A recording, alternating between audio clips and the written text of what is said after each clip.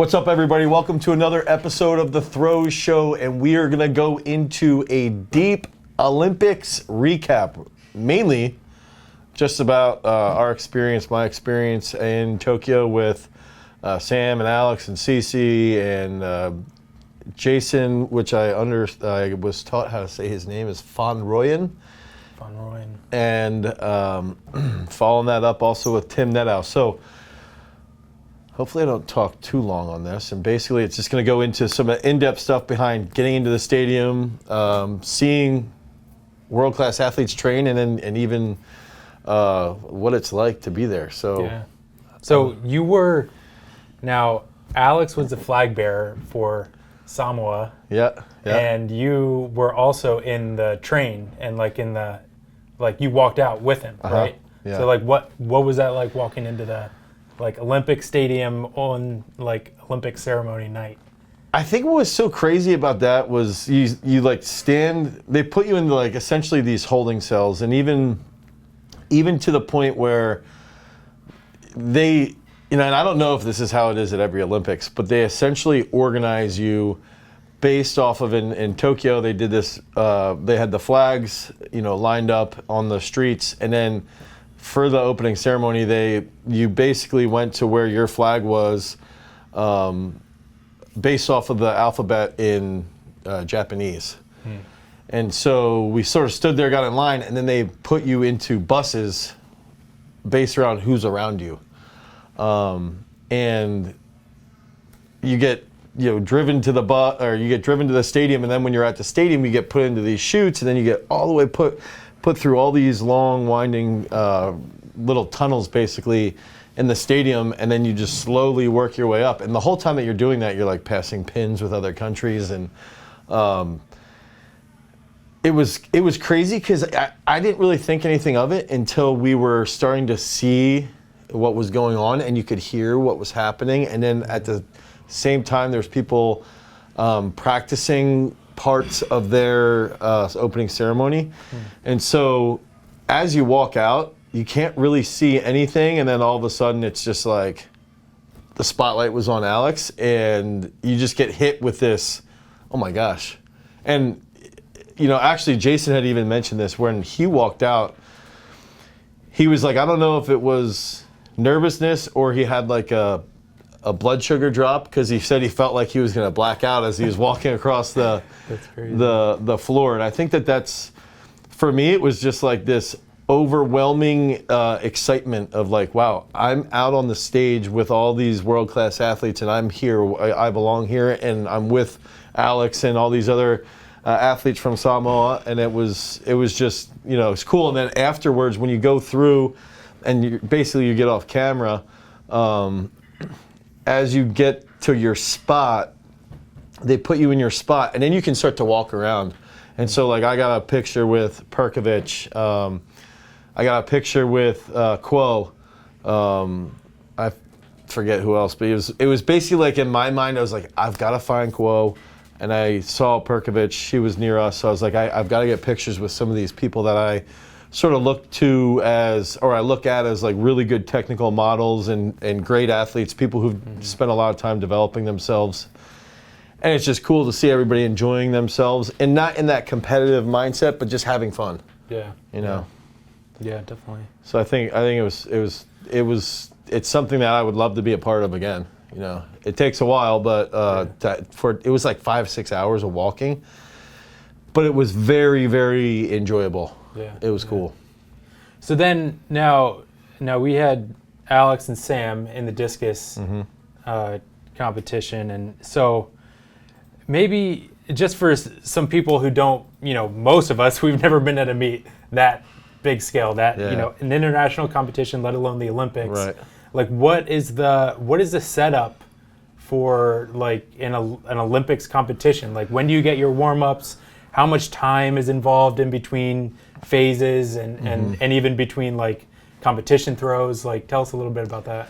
I think for me, I was fortunate that I took pretty good notes in 2017 when I was in London with Alex on how we went about warming up, getting on the bus, taking the bus to the venue, and then going into the venue, and then what happens in your warm-ups. And then, I just felt like I was much more mature as a coach in 2019 with Sam and Cece and Orazio and Alex in Doha, and it really set the tone. That experience in Doha for me set the tone, because what ends up happening is that you get taken to the warm-up track essentially, and then they have to go through that process of when are you going to warm up, and are you going to get work done, body work done, and all that stuff. And so I was lucky to have that 2019 experience where I really had written down everything as a coach. And then on top of that, I was fortunate to have Gary Aldrich, who is like the throws coordinator for the US. He's a friend of mine, and he's somebody I've known for about 6 or 7 years really closely. And I was fortunate enough to have him almost to bounce ideas off of. And for Sam, so Sam's qualifying was at 9:45, and you sit there and you go, well, 9:45. But then when you walk backwards, it's like, I want Sam to be up minimum of 3 to 4 hours prior to his competition. So now that, let's say it's 4 hours, because for Sam, it might take him a little bit more to wake up. He's high wired, and it does take guys like that a little bit longer to get their twitchiness going. Mm-hmm. So then that puts us back to, 5:45 off of competition. Well, then on top of that, I want him to catch the bus by 6:15. So I want him to eat. I want him to have everything packed. I want him to have everything. And so you start to lay everything out, and you're going, wow, like it takes longer. So he was actually up around 4:30. And then I think that's the big factor, is that the process started not when we got to the track, but before that. Yeah. So it was like, when does Sam wake up? And then I had set these alarms in my phone. This is when we eat. This is when we leave the dining commons. This is when we get on the bus. This is when we get there. Now Sam had to get work done. Then when Sam gets his work done, then he does his general warm up. And then we go over to the track, or over to the circle, to do just some shakeout throws. And then from the shakeout throws, it's like, all right, now this is when you have to be to the call room. So they give you like a 5-minute range to getting to the call room. They take everybody into the call room, and then once you're in the call room, then they take you out of the call room and they take you into the stadium, but you sit in the bottom of the stadium essentially waiting until you're 30 minutes out. And then you only have 2 throws when you get out onto the floor. And I think that's one of those things that, you think about high school throwers, and they need to have 600 warm-ups. And it's like, these guys get 2 throws and then they're done. And some of them, they have to sit there and wait for 15, 16 minutes between throws. I mean, I could see just on like the broadcast, it's like, come on, let's go. Like you can Right. see them all just like, standing around. Some are going into the circle, doing some spins, but Right. but you can just feel like the tension, antsy, even like through the TV. Like you can just feel the tension, the anxiety of just all the throwers just waiting to compete. I think, and so that was the hard part with having, because Alex was in group 2 and Sam was in group 1. And in the men's discus, group 1 had, I think, 8 of the 12 qualifiers. Mm-hmm. Group 2 basically didn't really do much. And I think that there was a couple reasons for that. I think some of the bigger guys were in the first group, like that were bringing the energy. But it was hard because I took Sam to the call room and I wanted to see him off. He sits in the call room and then they take him off. So then you can stand there as a coach and watch him leave, right? But at the same time, Alex was coming in. So I had alarms set for both of them going, and I knew, and I was texting Jeremy from Samoa and saying, all right, this is what Alex has to be doing at each time the alarm's going off. Then I have my alarms with me and Gary and Sam to make sure Sam's doing what he needs to do. So it was a little bit distracting for me because I didn't have to worry. Like I was more like just focusing on them. Mm-hmm. But then as I saw Sam leaving and going in, it was like, oh my gosh, this is the Olympics. And that's when it's like, holy cow, this is the Olympics. This is nuts. And I went back, checked on Alex, because then I wanted to make sure that I was in the track. I was in the stadium by the time that they brought Sam out. Mm-hmm. So I talked with Alex, talked with him, made sure, he was sitting with the German Jasinski. He was sitting with Jasinski in the athlete lounge basically, and I talked with them, made sure they had everything that they needed, or Alex did, went back into the stadium. And I think what when they bring them out onto the actual floor, and then they let them walk through the circle a couple times. After they walk through the circle a couple times, then they only get 2 throws. And I think that's when everybody really just starts to get tight. Everybody wants, like, they start to get tight because they want to throw, but they can't throw. And then they start to get frustrated. And then if they have one throw that's not good, they might get really mad. And that's what was funny is Stahl put both of his warm-ups in qualifying, both of them into the cage. He smacked the cage on his first throw, smacked the cage on the second throw, and he threw 66 high. And it's like, that's the confidence and that's the difference between the best in the world. Yeah.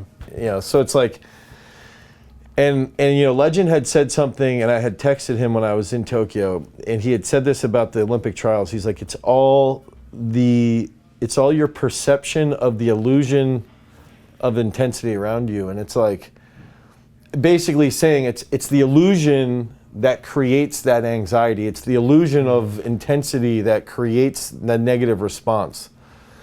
But if you can play the illusion in a positive manner, you can handle it and you can compete really well. It's just another 8-foot circle. It's just another 2-kilo discus. It's just another practice, basically, Right. or another competition. And I think that that's what Sam did really well. And then it was just crazy is that, like, coaching Sam, pretty much knowing after the first group, was like, they had 63, 74 I think he threw, or 75. Like, I didn't think he would not make it. Yeah. I was almost like, I was very, very confident he would not make it. There had to be 7 people to bump him. Mm-hmm. And I looked at it, I was like, and I had known how some of the Americans had been practicing. I'd seen them practicing, and you just realize, like, the more consistent you are as a thrower, the easier qualifying is. If you are consistent, you will qualify. If you're not consistent, you're not, because it's just going to be hard to hit one. Yeah. So it was, you know, I think the frustrating part was not getting Alex through. My goal as a coach was to get Alex through, and that didn't happen. I think that led to some questions on my ability as a coach, as far as how we set him up, how I set him up. And it also leads to, like, just a lesson that we've got to learn from. And it also just goes back to there was a guy in line with Sam in the morning before breakfast. And the guy was like, yo, are you competing today? Because he saw he had his gear on. And he was like, yeah, I'm competing in like 4 hours. Wish me luck. And the guy was like, dude, you don't need luck. You just need an opportunity. And to me, it's like, if you can take that quote, if you can take the quote of you just need an opportunity to every single approach that you take in throwing, in the weight room, in every single rep, in every single piece of food that you eat, in every single means of preparation for that next day of training, if you can take that thought, I just need that opportunity, and you provide yourself with that consistent opportunity, I think it makes it easier to deal with that intensity of the games. Because Sam was like, dude, that's all I need. I have the opportunity. I have 3 throws right now, and just roll with it. I feel like it's just interesting to me, like, how, you know, it's just like that idea of, just consistency and doing what you need, doing what you're always able to do. Like, you don't have to do anything crazy. And, like, we say this all the time to young throwers, but, like, it's just funny to me that the same exact thing goes to the best throwers in the world. In the qualification, like, you don't need to do anything crazy. You don't need to hit a PR. You don't need to even hit a season best unless you're Sam. Yeah. And like, but you can go out and just compete like you do every other time and make it through. Like, well, and that's what I had said this to Sam. Dude, he was throwing, like, outside the stadium. His first 3 throws, he left sector fouled, all of them. And in my notes, he had done that in Doha. He had put 1 in the cage outside the stadium in Doha, and then he sector fouled 3. And even in the competition, he sector fouled 1 of his throws, and we actually moved him in the circle. So I had been somewhat prepared. I was like, all right, well, this might just be part of the warm-ups. But he was throwing like 58, 59 in warm-ups, but he was going easy. And this was even on a downhill sector. But I wasn't concerned because I knew, one, I know he competes really well. But 2, I knew he had been in training when we were at HPC where the US track was. I had seen him in training, like, every throw 62 to 63 meters in training. And so I knew that once we got into the stadium, he was just going to replicate what he had done. And that's what I had told him. I said, Doha, it took like 63.60. There's no way it's going to be higher than that, because if you go back and you just look at the results, it's always right around that. You can go back to 04 to 08 when these guys were even on drugs, to 2000. There was guys making it through throwing like 61 meters like back then. So it's like at the Olympics, it's not that high of a standard. So just to sit there and say like, you just need to do what you know you can do. 63 mid is it. Yeah. And it's 62.91 got you in. Yeah. Or 62.93 and 62.91 was the first one out. It's like, that's not that difficult. Just do it. Yeah. And I think even like you're talking about like the warm-ups, you know, Stahl puts 2 into the cage, and like I think part of that is knowing that, you know, just knowing that one, things like that happen, and like not feeding into the negative like just like landslide that like one thing bad happens and that means that everything else is going to be bad. Just and it's like, you know, it's knowing that no matter what, even if you're in 100% best shape of your life, that there's still a chance you're going to have a bad throw. Yeah. And you can't let that carry you into a negative train of thought. Yeah, it's okay to just move on. And I think that that's a really good lesson, because we'll watch high school kids here at our meets, even at the Power Fest this weekend. And they'll have 1 or 2 throws. Oh, what's going on? Why is this happening? Gosh! And they just break down. They melt down, and it's like, I mean, that was me. Yeah. And it's like, dude, it's okay.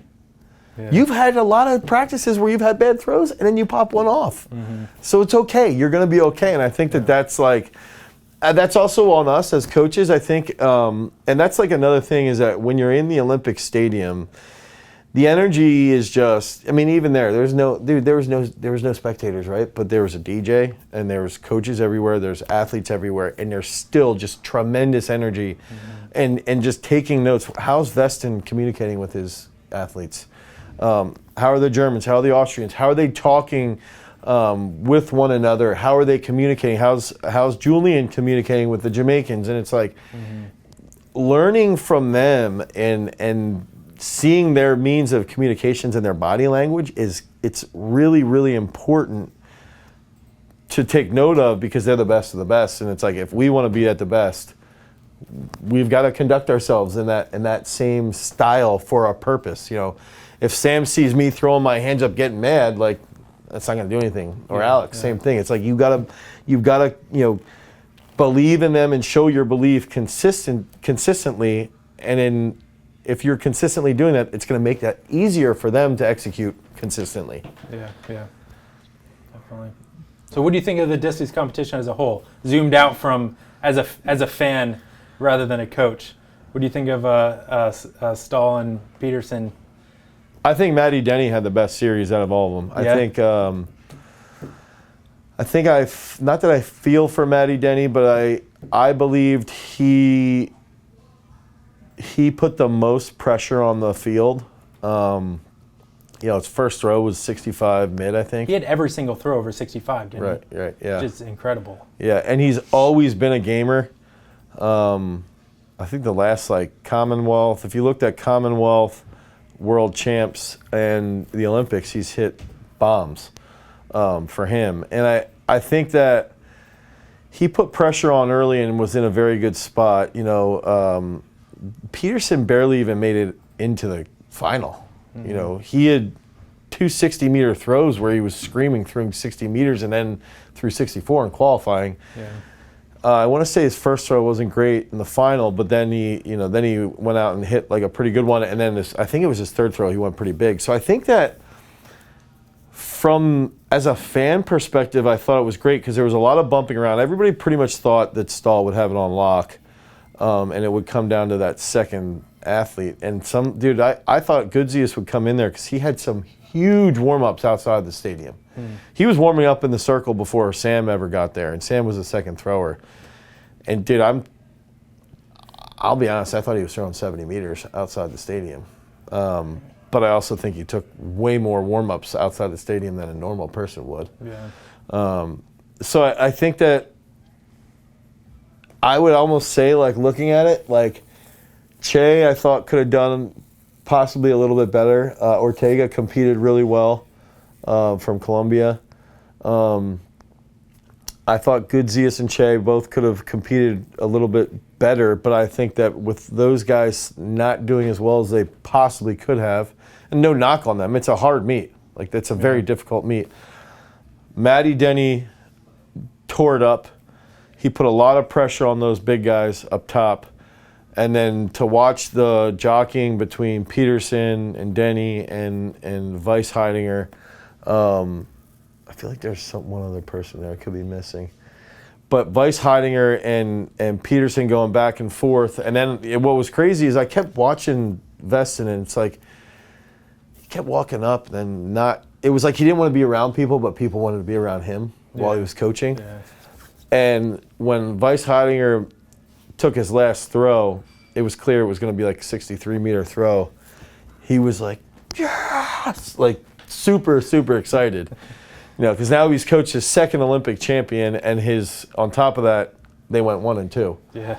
And I think that as a fan, I was sitting there appreciating as a coach, appreciating the effort and the time he's put into developing them, especially those guys have been around with him since like 2012 and 2014. Mm-hmm.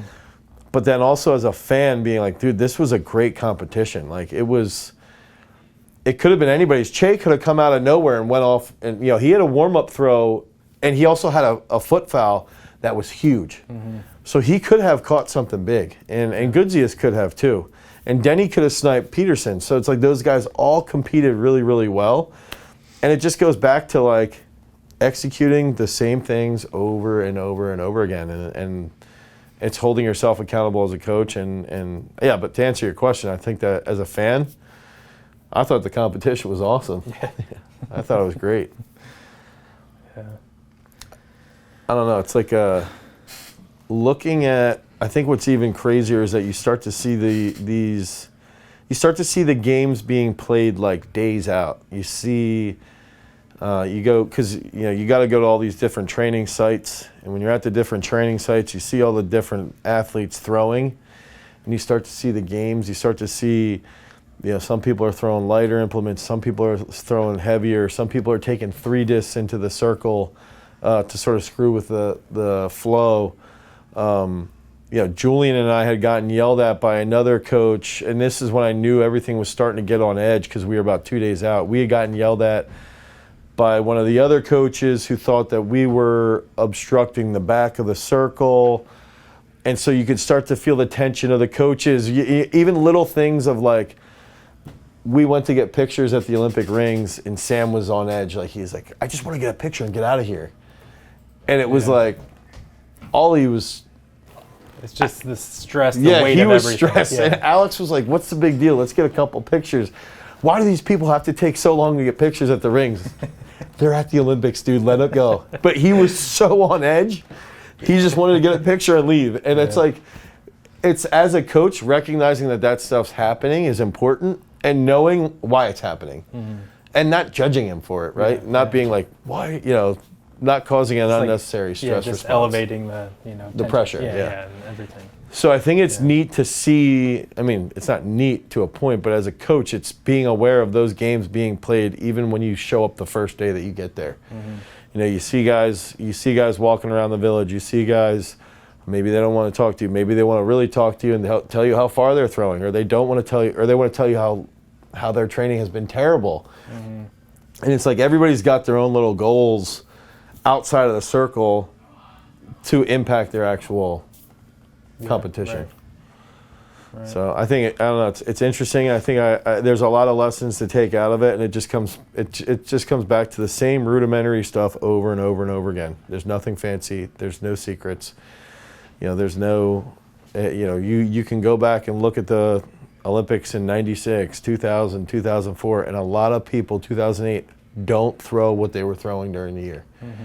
And it's because they try and do more than what they needed to do. Yeah. And I think that's the best way to look at it is, what do you need to do in this meet? What you think you need to do is very different from what you actually need to do. Mm-hmm. You just need to execute. Yeah. So. Yeah. So if we switch gears, what if we talk about just the other competitions for a bit? Women's discus, obviously Valerie Allman. She's an animal. Just owning the competition there. By a meter and a half. Yeah.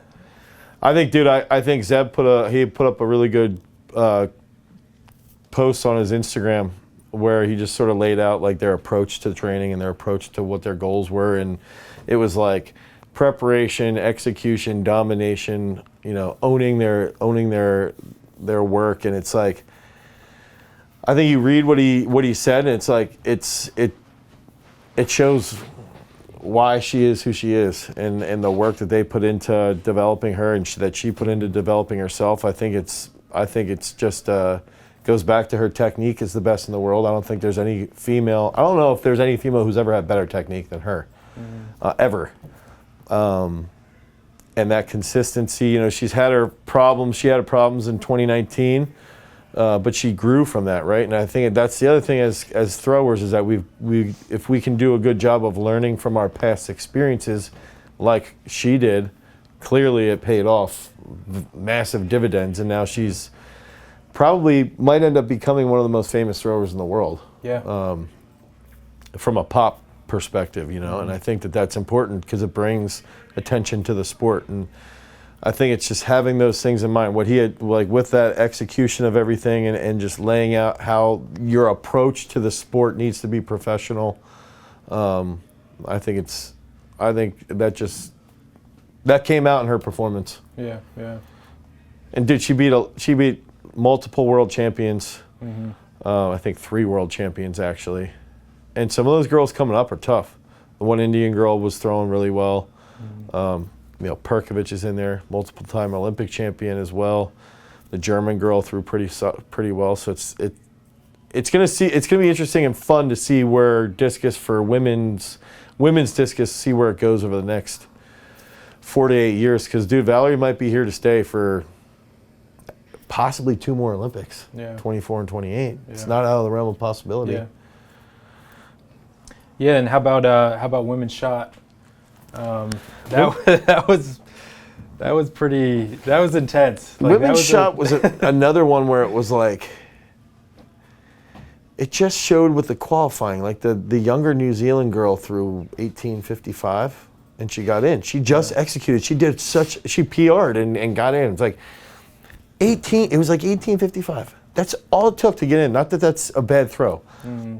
But there's a lot of people that are capable of doing that in the U.S. right now, but they're not as consistent. They're not as focused and as confident in who they are, and that's what I saw with that same competition. Gong just knows there's always a monster throw in there. There was 3 Chinese women in the competition in the final. There was in the final 2. 2 Americans, right? Yeah. 1. Did Jess make top 12? I thought she did. Yeah. So Jess and Raven, and then there was 2 New Zealand women, and it's like you start to see these like pockets, and it's like there's a lot of girls that are 19-meter girls that didn't even make it out of qualifying. Yeah. Because they look at it and they think they have to throw 1880 or 19 meters, and then they start pressing. And it's like, with Valerie, you knew she was going to, and I was fortunate enough to see some of Raven's training, but, prior to the meet. And I had even messaged Jason. I wanted to see what my prediction was for the shot because I thought she was going to end up winning it. Yeah. Dude, she was dropping the biggest bombs I've ever seen a woman throw. Danielle actually was throwing huge throws in training with the 3K. Some of the biggest throws I had ever seen. So it's like, you see stuff like that, and I think that competition was incredible. I think some of it too, like, we talk about consistency, like all you need to do is get in there and do what you know you can do. And like, you saw 4 out of the top, or 3 out of the top 4 were all gliders. Yeah. And I think that, yes, we're seeing spinners take over throwing over shot put, but I think in the Olympics and big competitions like that, I do think that's where the glide, it's easier to be consistent with the glide. Yeah. Even though you need that, you still need that, like, you need to be on, you need to be like, on with your technique, and you need to, bring the intensity, but I think that's where spinners can fall apart because they just managing everything. Stress. It just falls apart easier for spinners, I think. It forces the hand of like playing into like mental health and mental strength, much more important for world-class athletes in general, for humanity in general. But in this case, spinners especially need to be more focused on that mental strength, I think, and less distraction-based. I wanted to point out, and I want to be the first one on record, hopefully in the entire world, to acknowledge that this was the first, as far as I believe, the first male Olympic competition that did not have a single glider. I don't believe there was a single glider in the entire competition. Even in prelims? Yeah. I could be wrong, but I'm almost 100% positive with the men. I can't think of any. Now, for the women, you have Dongmo, Gong, Valerie, and those women, Valerie's gone 21 plus, Gong 20 deep, Dongmo's probably going to end up throwing 20 mid plus, if not further. Michelle has thrown 20 mid, and it's like, dude, that like right now you're mid 20 to high 20, you're going to win everything. Yeah. And so it goes to show the women's shot is not as sold yet on spinning entirely, because it's still in its infancy, really. Yeah. In the relationship with the entire sport. So yeah. I think that just goes to show that with everything, it's like everything with training has to be based around being consistent, holding yourself accountable, and believing in yourself. And you'll believe in yourself more. You'll believe in your own abilities and your own capabilities the more consistent you are with your approach to training. And every single rep matters. And if you look at that, going back to the beginning, if you look at every single rep and every single aspect is an opportunity to get better, you'll be more confident, and then you're going to execute. Right. So I think that leads in pretty well to Krauser. Especially, talk a little bit on your thoughts on his first throws with his static start. Okay, so I'm convinced, and obviously I've never talked to him about this. I saw him a couple times. I saw him when we got to go into the stadium. I just wanted to make sure I said like, "Good luck, Ryan." Yeah. Just to get my, just so I Get can your tell piece in people. there. Yeah. And I talked to his dad, Mitch, a little bit at the High Performance Center, just about him coming in.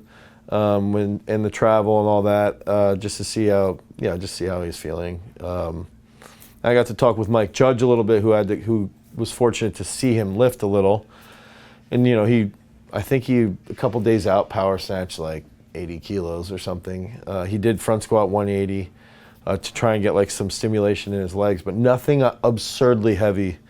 Yeah. In comparison to some of the other Americans. But I think with him, with that static start, I'm still under the belief that it's like a way for him to control his movement just a little more. And I believe it's like I'm purposely going to throw less, but it's easier for me to control when my emotions are ramped up. Right. So I want to throw shorter distance, but because I'm so good, I can... Shorter distance, like 2074, was it? 2270, yeah. 2270. Yeah, so I can purposely slow myself down and avoid a monster throw early, only to get into the game and to establish where I want to be, and then I can get after it. And knowing that you only get 2 throws in the comp, I think that he took a couple throws outside the stadium.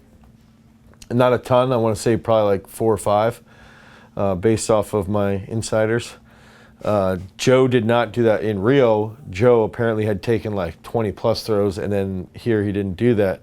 Now he is older too.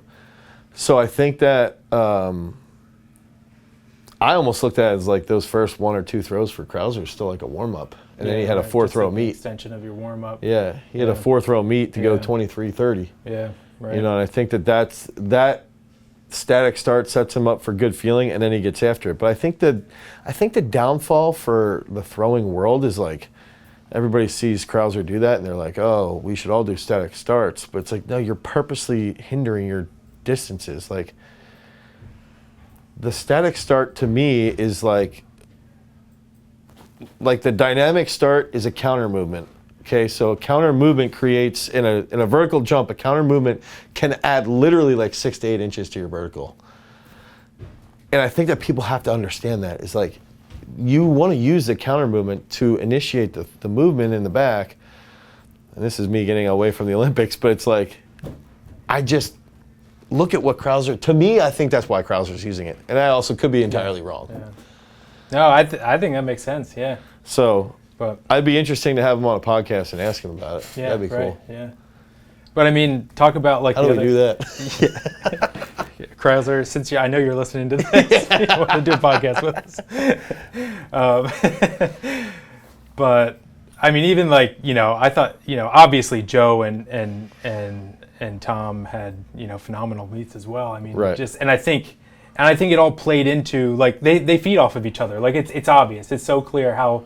And the other throwers as well, Darlan as well, and like it's just that atmosphere that makes shot putters throw further, like, and all throwers, but I think especially in the shot put. Yeah. I just think, I mean, I've seen like floating around that it's like the only ever, it might have been in the Olympics or maybe just in athletics, but where 2 consecutive Olympics had the first, second, and third place identical.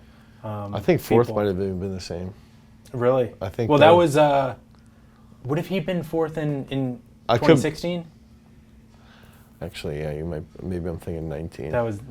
Yeah. I mean, I don't know who was fourth in 2016. I forget. I know you're right though about the top 3. But yeah, I just saw that circling around. I just like, it's coincidence, but.